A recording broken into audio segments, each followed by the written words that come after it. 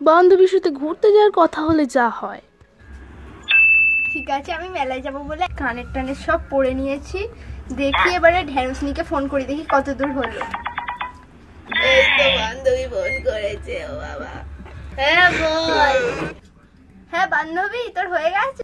হ্যাঁ হ্যাঁ, না রে বান্ধবী, আমি আর যেতে পারবো না মনে হয়। কি, তুই যাবি না? কেন?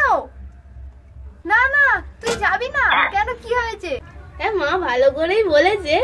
হ্যাঁ বলেছে এবারে নয় পরের বারে যেতে। হ্যাঁ ঠিক আছে, রাখছি এখন। হ্যাঁ আমরা একটু বিকালে মেলায় যাবো গো। কি মেলায়? কালকেই তো মেলায় গেলি, আবার মেলায় যাবি?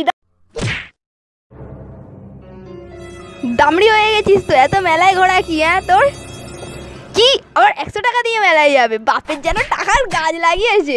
আমরা আমাদের সময় 1 টাকা নিয়ে মেলায় যেতাম। অত মেলায় যায় না, ঘরে থাক, পড়তে বস, সামনে পরীক্ষা। তো কষ্ট করে সাজলাম গুজলাম ছেলে দেখতে যাবো বলে সব মাটি হয়ে গেল।